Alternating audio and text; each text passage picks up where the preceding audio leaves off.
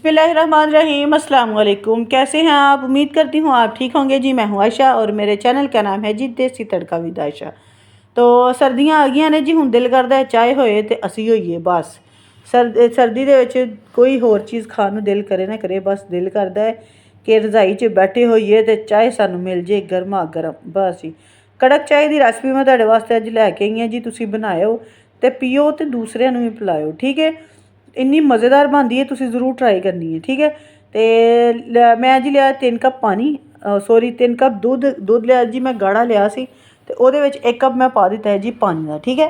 तो जब तक जी दूध जो है उसको बॉयल आता है, तो आप जिसने मेरे चैनल को सब्सक्राइब नहीं किया प्लीज़ वो मेरे चैनल को सब्सक्राइब कर दे, बेल आइकन को दबा दे ताकि मेरी हर आने वाली वीडियो का नोटिफिकेशन आपको फ्री देखने को मिले, ठीक है जी। चले जी हूँ इधर जी असी लिया जी आधा इंच का टुकड़ा जो अदरक का लिया सी। 3 मैं लिया जी इलायचियाँ, जिन्होंने मैं ना बस दादड़ फादड़ करना है, ठीक है। बस दरदरा सा आपने कर देना, ज़्यादा कूटने की ज़रूरत नहीं है, ताकि जो फ्लेवर है ना इसका अदरक और इलायची का वो अच्छे से चाय में आ जाए, ठीक है। तो हूँ जी मेरी चाय दूध नूं आ गया जी बॉयल। तो दूध नूं असीं बस फेंटना इन्ना ज़्यादा है कि जिहड़ा दूध है बाहर ना आए लेकिन विच पकदा रहे, ठीक है। फ्लेम जो है वो आपने स्लो नहीं करना, फ्लेम आपने मीडियम ही रखना है ताकि जो दूध है वो पकता ही रहे। और आपने इसी तरह फेंटना है जिस तरह मैं फेंट रही हूँ, ठीक है। तो अब आ गई है जी पत्ती की बारी। पत्ती डालनी है आपने अच्छी ब्रांड की, अगर आपकी लोकल ब्रांड की होगी तो उसका कलर आप डालेंगे तो साथ ही निकल आएगा। तो यह देखो जी मेरी पत्ती अच्छे वाली से ना, तो वह जो कलर है वो जल्दी नहीं निकलेगा, वो स्लो स्लो निकलेगा, ठीक है। आपने भी अगर चाय पीनी है तो ज़रा पैसे ला लिया करो, तो जी पत्ती है ना वो चंगी पिया करो, ठीक है।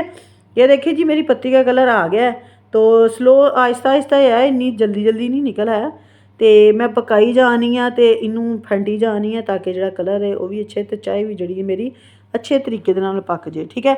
तो अब आ गई है जी अदरक, और जो मैंने दालचीनी सॉरी इलायची जो थी उनको मैंने कुटिया सी, तो वो जी हूँ मैं ये पा देना है, ठीक है। इन्होंने मैं कुट गया सी दरदरा जब बस किया है, तो वो हूँ मैं चाय दे पा लेना है ताकि वह भी फ्लेवर चाय दे आ जाए, ठीक है।